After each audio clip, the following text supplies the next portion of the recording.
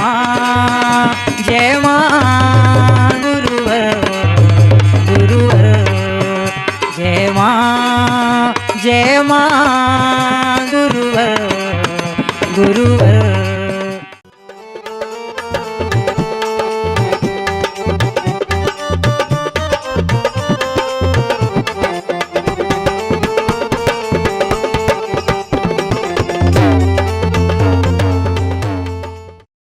बोलो परमहंस योगी राशि शक्ति पुत्र जी महाराज की जय।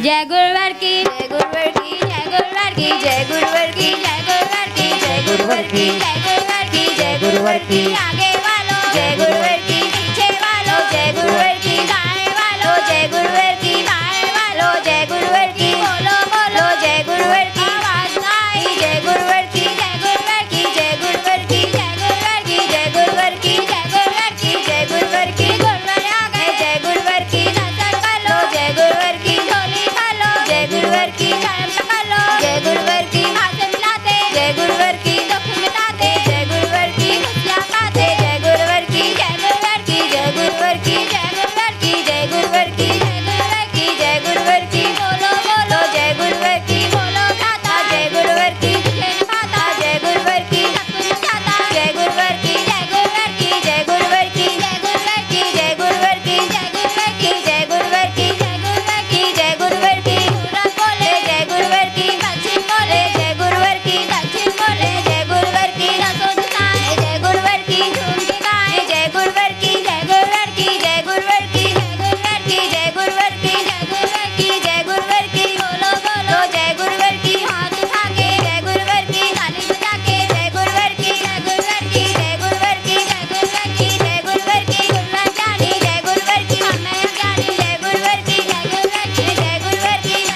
गुरुवर की जय गुरुवर की जय गुरुवर की जय गुरुवर की जय गुरुवर की जय गुरुवर की जय गुरुवर की जय गुरुवर की आते वालों जय गुरुवर की आते वालों जय गुरुवर की प्रेम से बोलो जय गुरुवर की आवाज आई जय गुरुवर की जय गुरुवर की जय गुरुवर की जय गुरुवर की गुरुवर की जय गुरुवर की जय गुरुवर की जय गुरुवर की परमहंस योगी राशि शक्ति पुत्र जी महाराज की जय।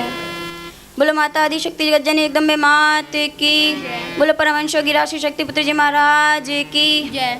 जय माता की जय माता की जय माता की जय माता की जय माता की जोर से बोलो आवाज ना आई कि हम भी बोले कि तुम भी बोलो कि जो भी बोला कि दर गया चोला वो माँ का प्यारा सीधा शांत दारा कि जय माता की आगे वालों कि पीछे वालों आवाज आई कि हम भी बोले कि तुम भी बोलो कि जय माता की यह नर्तन पाया क्यों व्यर्थ गवाया कि सफल बना लो कि व्यर्थ न गवाना कि जय माता की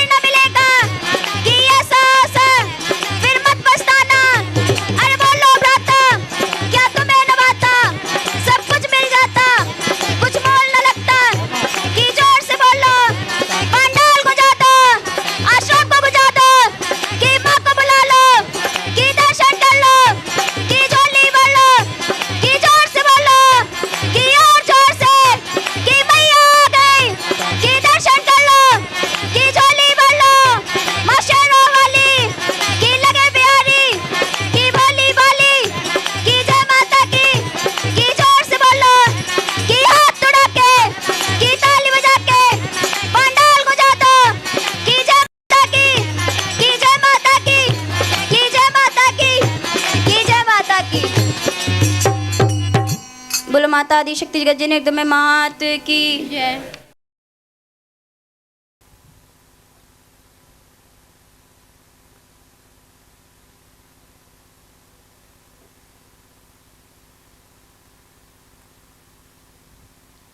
माता स्वरूपं माता स्वरूपं देवी स्वरूपं देवी स्वरूपं प्रकृति स्वरूपं प्रकृति स्वरूपं प्रणम्यं प्रणम्यं प्रणम्यं प्रणम्यं। बोल माता आदि शक्ति जगजननी जगदम्बा माते की। आज इस सिद्धाश्रम धाम में उपस्थित अपने समस्त चेतना अंश शिष्यों, माँ के भक्तों, श्रद्धालुओं एवं इस पूरी व्यवस्था में लगे हुए अपने समस्त कार्यकर्ताओं को अपने हृदय में धारण करता हुआ माता आदि शक्ति जगजननी जगदम्बा का पूर्ण आशीर्वाद प्राप्त करता हुआ अपना पूर्ण आशीर्वाद आप समस्त लोगों को समर्पित करता हूँ।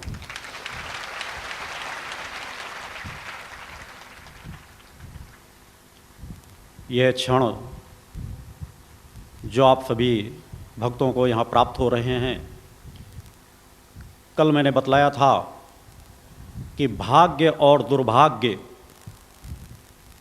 हमारे जीवन का पथ प्रशस्त करता रहता है। जब भाग्य का उदय होता है हमें सतमार्ग मिलता चला जाता है, विकास का पथ मिलता चला जाता है, और जब दुर्भाग्य सामने आकर खड़ा होता है तो मनुष्य पतन के मार्ग में बढ़ता चला जाता है। समस्याएं नाना प्रकार की मनुष्य को घेरती चली जाती हैं, जिसके लिए आप लोगों को हर पल चिंतन दिया गया कि हर पल अपने सत्कर्मों पर ध्यान रखें, संस्कारों पर ध्यान रखें। ये सब कुछ दुनिया में जो कुछ आप देख रहे हैं ये सब कुछ संस्कारों का खेल है। जिसके जैसे संस्कार हैं उसको ऐसा मार्ग प्राप्त होता है।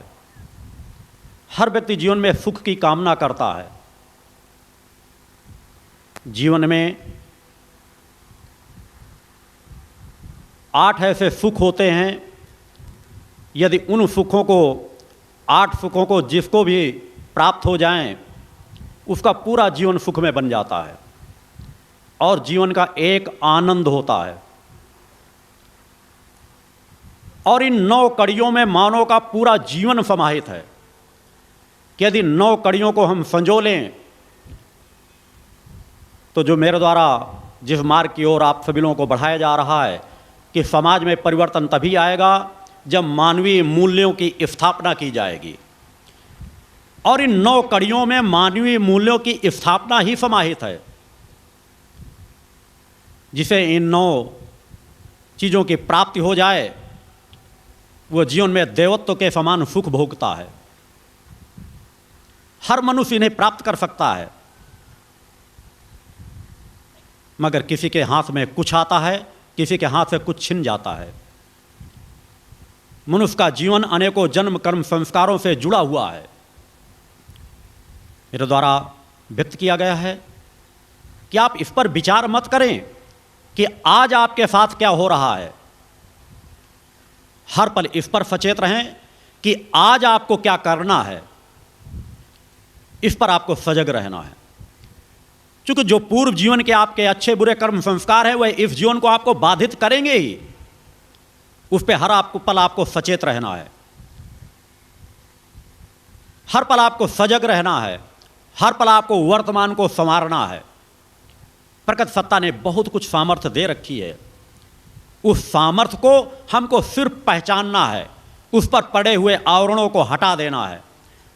प्रकट सत्ता हमसे जैसा जीवन चाहती है वह परम सत्ता जैसे हमको चलाना चाहती है, माता आदि शक्ति जगत जननी जगदम्बा जैसे हमसे अपेक्षा रखती हैं, हम केवल उस अपनी प्रकट सत्ता अपनी इष्ट के अनुसार अपने आप को ढाल ले लें। यही हमारी भक्ति है और उन्हीं से हमें प्राप्त होती है जीवन के वह 8 सुख और एक आनंद। मानव जीवन में मिलने वाला सबसे पहला सुख जिसे सर्वोपरि स्थान दिया गया है वह सुख होता है माता पिता का सुख। बच्चे को आदर्श माता पिता प्राप्त हो जाएं, माता पिता का सानिध्य प्राप्त हो, माता पिता का स्नेह प्राप्त हो, माता पिता का संरक्षण प्राप्त हो, यह मानव जीवन का सबसे बड़ा सुख होता है, जो बच्चे के जन्म लेते ही तत्काल प्राप्त होता है।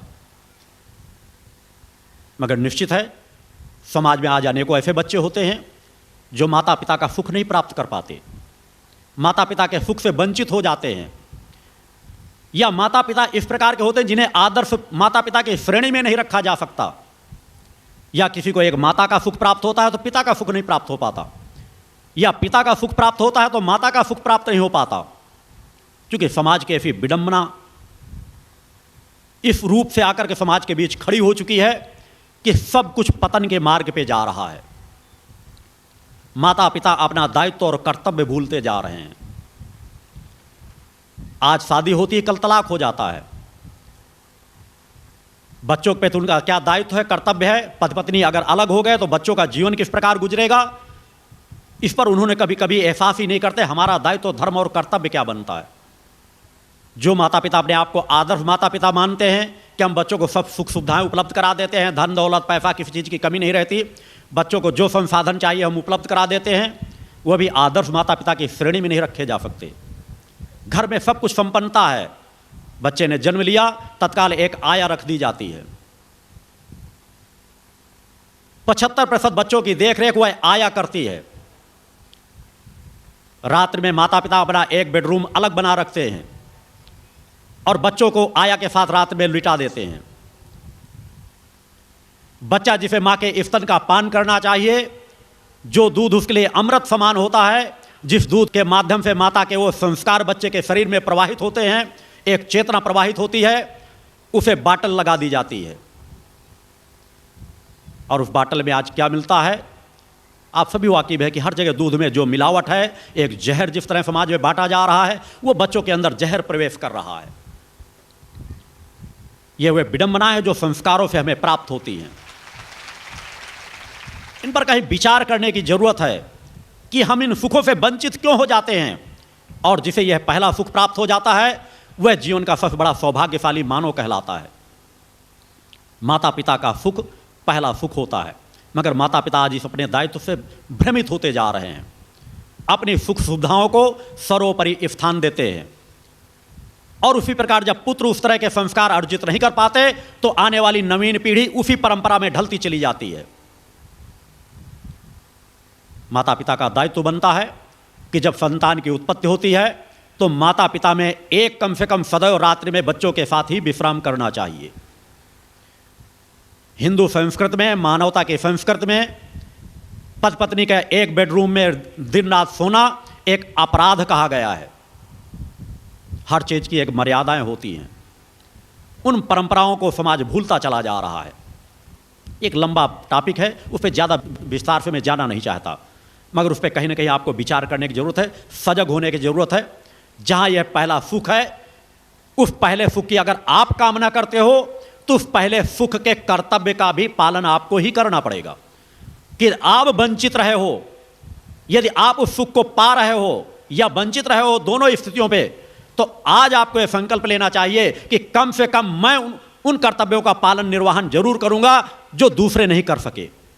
कि अगर मैं, मेरे संतान, मेरे बच्चे बच्चियां होती हैं तो मैं अपने दायित्व का निर्वहन करूंगा। उनके प्रति मेरा जो कर्तव्य होता है, जब मैं अपने कर्तव्य का पालन करूंगा तो मेरे धर्म की रक्षा होगी, मैं संस्कारवान बनूंगा और आगे आने वाली पीढ़ियां भी उसी परंपरा की रक्षा करेंगी। अतः मानव जीवन का सबसे पहला सुख होता है बच्चे का एक आदर्श माता पिता की प्राप्ति। दूसरा सुख होता है निरोगी काया। जीवन का सबसे बड़ा सुख होता है दूसरा कि हमें निरोगी काया प्राप्त हो जाए। निरोगी काया प्राप्त भी हमारे कर्म संस्कारों के आधार पर ही होती है। हमारे आचार विचार व्यवहार, इस पर सब कुछ हमारी काया पर आधारित होता है। हमारे पूर्व संस्कार यदि बाधित हैं, हमने कुसंस्कारों का बोझ लाद रखा है, तो जीवन में हमारे कष्ट आएंगे ही। अतः यदि कोई निरोगी काया नहीं प्राप्त कर पा रहा तो निश्चित रूप से कहीं ना कहीं उसके कुसंस्कार हैं जो कहीं ना कहीं निरोगी काया से वंचित कर रहे हैं। और जो निरोगी काया प्राप्त कर रहा है तो निश्चित उसके साथ संस्कार हैं। और निरोगी काया को हर पल बनाए रखने के लिए हर पल सजग रहने की जरूरत है, क्योंकि यही एक साधना पथ है, मानवीय मूल्यों की स्थापना है कि अपने हम माता पिता का सुख प्राप्त करें और अपनी निरोगी काया को प्राप्त करें। यदि पूर्व जीवन के संस्कारों से हमें निरोगी काया प्राप्त हो गई है तो उस निरोगी काया का संरक्षण करें, उस निरोगी काया की रक्षा करें। क्योंकि उन्होंने कहा है कि ये स्थूल शरीर ही सबसे बड़ा ठग है, इसका रक्षण करके हमको सदुपयोग करना है। यदि इसके क्षणिक सुख सुविधाओं में चले गए तो इसे तो बस चाट और फुल्की इसी तरह की चीज़ नजर आएंगी, रसगुल्ला रसमलाई इसी तरह की चीज़ें अच्छी लगेंगी। अब आज तो सभी पापर ब्रांड होते चले जा रहे हैं। स्वास्थ्य किस प्रकार से चैतन्य होगा, स्वास्थ्य की हम किस प्रकार से रक्षा कर सकेंगे। घी दूध किसी को अच्छा नहीं लगता, मिलता भी है तो मिलावट का जहर प्राप्त होता है, हड्डियों से गलाया हुआ घी प्राप्त होता है, केमिकल से बनाया हुआ घी प्राप्त होता है। अब आज तो नित्य प्रति आप देखें 18-18 टैंकर, एक एक स्थान से 18-18 20-20 टैंकर दूध जिसमें यूरिया कास्टिक सोडा आदि मिला करके केमिकल डाल करके बनाया जाता है। तो स्वास्थ्य की रक्षा निश्चित, मैंने कहा ये कुसंस्कार जो घेर चुके हैं पूरे समाज में, आधिपत्य एक साम्राज्य जो स्थापित हो चुका है, अधर्मी अन्यायियों का एक जो भूख जागृत हो चुकी है केवल भौतिक सुख की, उस सब के पीछे आप सभी लोगों के अच्छे बुरे कर्म संस्कार जुड़े हुए हैं कि जो पूर्व से सतत पतन होता चला जा रहा है, उस पतन के परिणाम है कि आप निरोगी काया रखना चाहते हैं तो भी नहीं रख पाते। हर चीज़ मिलावट की प्राप्त हो रही है, खाद के डाले हुए भोजन को आप ग्रहण करते हैं, निरोगी काया की आप रक्षा नहीं कर पा रहे। इसलिए इस पर भी आपको सजग होने की जरूरत है। यह जीवन का दूसरा सबसे बड़ा सुख होता है कि हमें निरोगी काया प्राप्त हो। उस निरोगी काया के लिए आपको हर पल अपने आचार विचार व्यवहार रहन सहन खान पान पहनावे इन सभी चीज़ों में परिवर्तन लाना पड़ेगा। अपने जीवन में सादा जीवन उच्च विचार की धारणा को स्थापित करना पड़ेगा और उन अधर्मियों अन्यायियों के खिलाफ भी आवाज़ उठाना पड़ेगा जो इस तरह का मिलावट का सामान बेचते हैं। हम आप सभी लोग उसका उपयोग करते हैं। छोटे छोटे बच्चों को चश्मे लगते चले जा रहे हैं, छोटे छोटे बच्चे कैंसर के शिकार होते चले जा रहे हैं। उस सब की रोकने के लिए भी आपका दायित्व है कि निरोगी काया प्राप्त करने के लिए भी यदि आप चाहते हैं कि इस जीवन में अगर हमें निरोगी काया प्राप्त हुई है तो आगे भी हमें निरोगी काया प्राप्त हो, उसके लिए दोनों पक्षों में आपको कार्य भी करने की जरूरत है। जहां मैं जीवन के सुख बता रहा हूं वहां आपके कर्तव्य का भी एहसास करा रहा हूं कि जगह जगह यदि समाज सजग हो जाए तो अनित अन्याय अधर्म फैल ही पनप नहीं सकता। मगर आपके पड़ोस में क्या हो रहा है आप देखना ही नहीं चाहते, क्योंकि आपके विचारधारा तो वह स्थापित हो गई है जो गांधी जी के 3 बंदरों ने स्थापित कर दिया है कि बुराई को मत देखो, बुराई को मत सुनो, बुराई को मत कहो। मैंने कहा इसके विपरीत सजग हो जाओ, यह कलिकाल है। बुराई को आंखें फाड़ करके देखो, बुराई को कान खुला करके सुनो, और अगर भगवान ने मुंह दिया है तो बुराई के खिलाफ आवाज उठाओ। यदि तुम बुराई को देख नहीं सकोगे, यदि तुम बुराई को सुन नहीं सकोगे तो आवाज उठा ही नहीं सकोगे। तुमको देखा ही नहीं कि बुरा क्या हो रहा है तो आपकी आवाज, आपको उसका प्रतिकार कैसे होगा। एक बहन की इज्जत लूटी जा रही हो और आंख आप बंद करके दूसरी तरफ चले जाएं। एक बहन आपको चीख पुकार रही हो मदद करने के लिए, आप कान पे उंगलियां डाल लें। क्या यह मानवता का धर्म है? इसके लिए आपको सजग होना पड़ेगा। बुराइयों को देखो, सुनो और अपनी पूरी क्षमता के साथ उसका विरोध करो, आवाज उठाओ। यही मानव का धर्म और कर्म कर्तव्य है। भक्ति मानव कल्याण संगठन का गठन मात्र इसीलिए हुआ है कि हर बुराई को देखो, हर बुराई को सुनो और उसका प्रतिकार करो। हर पर एहसास करो कि इस बुराई को जो मैंने देखा है, कम कम इस तरह की बुराई मैं ना करूं। जिस बुराई को मैंने सुना, इस तरह की बुराई मैं ना करूं। मगर मेरा कर्तव्य बनता है कि हर बुरे को बुरा कहना सीखूं। यदि चोर को चोर नहीं कहा जाएगा, डाकू को डाकू नहीं कहा जाएगा, आतंकवादी को आतंकवादी नहीं कहा जाएगा, अपराधी को अपराधी नहीं कहा जाएगा, हत्यारे को हत्यारा नहीं कहा जाएगा, तो फिर आप और क्या कहेंगे? इसके लिए सजग होने की जरूरत है, क्योंकि इन्हीं पर जो 8 मानव के सुख हैं, इन्हीं मानव के सुखों में यदि कर्तव्य पर आप सजग हो जाएं तो पूरे समाज में सुधार आ जाएगा, मानव जीवन में एक मानवीय मूल्यों की स्थापना हो जाएगी, समाज की नाना प्रकार की जो विषमताएं हैं वह सम होने लग जाएंगी।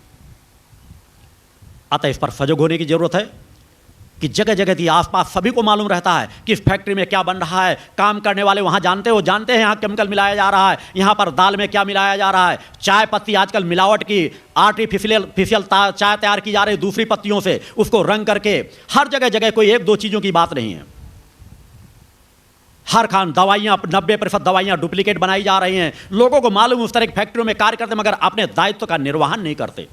अगर आप लोग सजग हो जाओ कि मेरे पड़ोस में क्या हो रहा है, मैं जहाँ पे काम करता हूँ वहाँ क्या हो रहा है, मैं जिस रास्ते से गुजर के जाता हूँ उसके अगल बगल क्या हो रहा है, यदि आप सजग निगाहें रखें, प्रकृति ने सब कुछ देखने के लिए आपको नेत्र दिए हैं, उनको देखो समझो, अगर कहीं पर गलत हो रहा है तो उनके खिलाफ आवाज़ उठाओ। कम से कम भक्ति मानव कल्याण संगठन का गठन मैंने इसीलिए किया है कि धीरे धीरे संगठित होकर के अपने आसपास के क्षेत्र पर एक खुली निगाहें रखो कि कहाँ पर अपराध हो रहा है, कहाँ पर जुए खेले जा रहे हैं, कहाँ पर शराब बन रही है, किस दुकान से नशे की दवाइयाँ बेची जा रही हैं, नाना प्रकार के जो भी अपराध हो रहे हैं उन पर निगाह रखो, उनकी पकड़ हासिल करो और संगठन का सहयोग लेकर के उनका पर्दाफाश करो। अतः निरोगी काया के लिए आपको सजग होने की जरूरत है कि प्रकृति सत्ता ने अगर सामर्थ्य दिया है, शरीर दिया है, चल सकते हो, बोल सकते हो, तो इस कर्तव्य का भी निर्वहन करो। इन्हीं कर्तव्यों से आपके इन चीजों के सुख छिपे हुए हैं। तीसरा सुख होता है भाई बहन की प्राप्ति।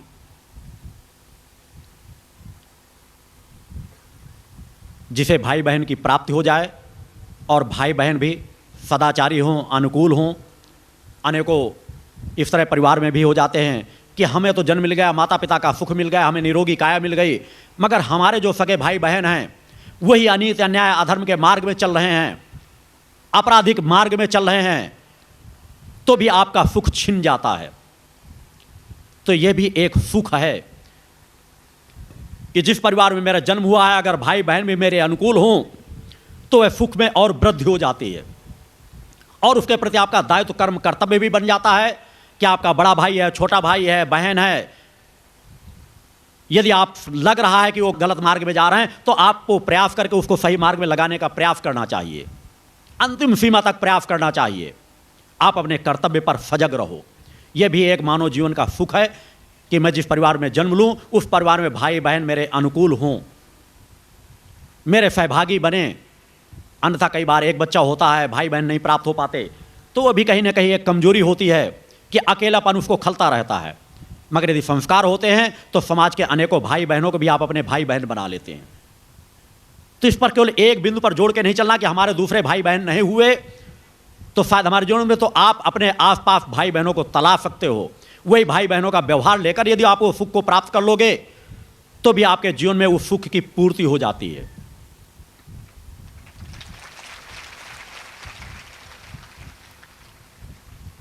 या देवी सर्वभूतेषु शक्तिरूपेण संस्थिता नमस्तस्यै नमस्तस्यै नमस्तस्यै नमो नमः। पंच ज्योति शक्ति तीर्थ सिद्धाश्रम, मां की कृपा और गुरुदेव की अमृतवाणी का पावन संगम। एक ऐसी पवित्र भूमि जहां मां भगवती की ज्योति हर दिल को रोशन करती है, जहां परमहंस योगीराज श्री शक्तिपुत्र जी महाराज के चरणों में बैठकर हर मन की पुकार सुनी जाती है। पंच ज्योति शक्ति तीर्थ सिद्धाश्रम, जहां हर कदम पर साधना, हर सांस में भक्ति और हर पल में जन कल्याण की सुगंध बिखरती है। आओ इस अलौकिक यात्रा में शामिल हो और देखो कैसे एक आश्रम ने करोड़ों जीवन को बदला। युगवंदनीय धर्म सम्राट, युग चेतना पुरुष सद्गुरुदेव परमहंस योगीराज श्री शक्तिपुत्र जी महाराज के पावन चरणों में कोटि कोटि नमन, वंदन और प्रणाम। उनकी कृपा से एक ऐसी पवित्र स्थली का सृजन हुआ जो तप, योग, ध्यान और साधना का स्वर्णिम केंद्र है। यह है मध्य प्रदेश के शहडोल जिले की ब्योहारी तहसील में बसा पंचज्योति शक्ति तीर्थ सिद्धाश्रम, जिसकी नींव परम पूज्य गुरुवर्श्री ने 23 जनवरी 1997 को रखी। तब से यहाँ मां भगवती की अखंड ज्योति जल रही है और 15 अप्रैल 1997 से श्री दुर्गा चालीसा का अखंड पाठ अनंत काल तक जन जन के कल्याण के लिए गूंज रहा है। हर सुबह और हर शाम जब सूरज की किरणें और चांद की चांदनी सिद्धाश्रम को चूमती हैं, तब परम पूज्य गुरुदेव जी माता भगवती आदिशक्ति जगत जननी दुर्गा जी सहित सभी देवी देवताओं और सहायक शक्तियों की आरती करते हैं। इस पावन बेला में भक्तों के हृदय मां की भक्ति में डूब जाते हैं। मूल ध्वज साधना मंदिर में भी रोज सुबह शाम होने वाली आरती में भक्तों का समूह उमड़ता है। यहाँ हर मन की पीड़ा मिटती है, हर शरीर को शांति मिलती है और हर आत्मा को सुख, शांति व समृद्धि का आशीर्वाद प्राप्त होता है। परम पूज्य गुरुदेव की कृपा ऐसी कि वे रोज सुबह और शाम भक्तों से निःशुल्क मिलते हैं। मां के भक्त और गुरुदेव के शिष्य अपने मन की बात उनके चरणों में रखते हैं और बदले में समाधान व आशीर्वाद पाते हैं। अब तक 1 करोड़ से ज्यादा भक्त गुरुदेव से मिलकर उनके मार्गदर्शन से जीवन की राह पा चुके हैं।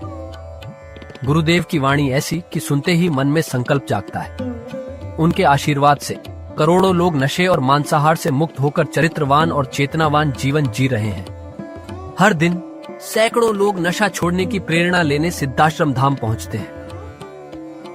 पूज्य गुरुदेव के 20 लाख से अधिक दीक्षा प्राप्त शिष्य आज के अधर्म और अन्याय के दौर में भी मां की ज्योति से अपने घरों को आलोकित करते हैं।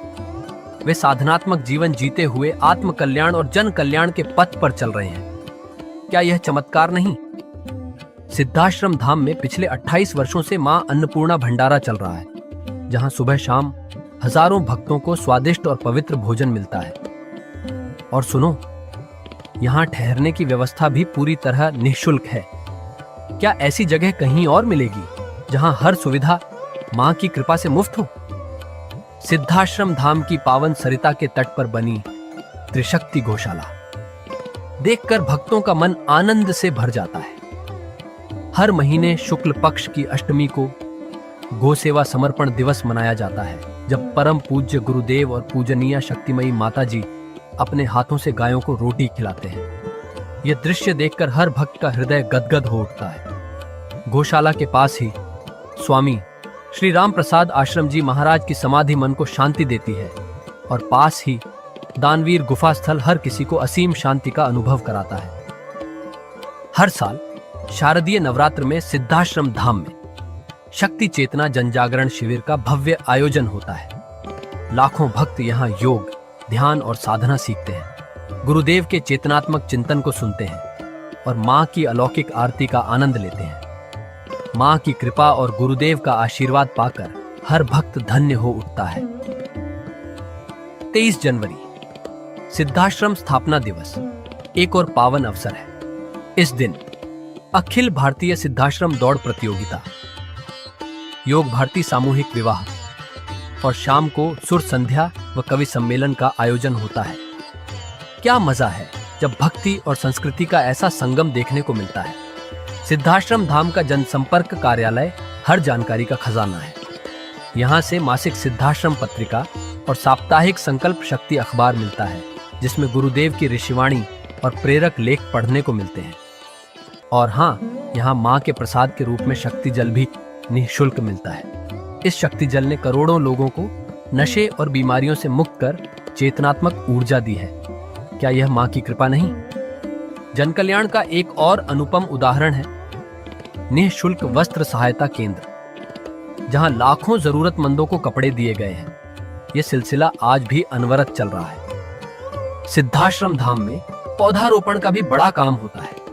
परम पूज्य गुरुदेव जी महाराज एवं पूजनीय शक्तिमयी माता जी स्वयं समय समय पर पौधारोपण करके पर्यावरण को बढ़ावा देते हैं। सिद्धाश्रम धाम में अनेक प्रकार के फल, फूल और औषधियों के हजारों पेड़ों की हरियाली देखकर मन प्रसन्न हो जाता है। सिद्धाश्रम धाम में विभिन्न प्रकार की हरी सब्जियां उगाई जाती हैं, जो निःशुल्क चल रहे मां अन्नपूर्णा भंडारे में प्रयोग की जाती है।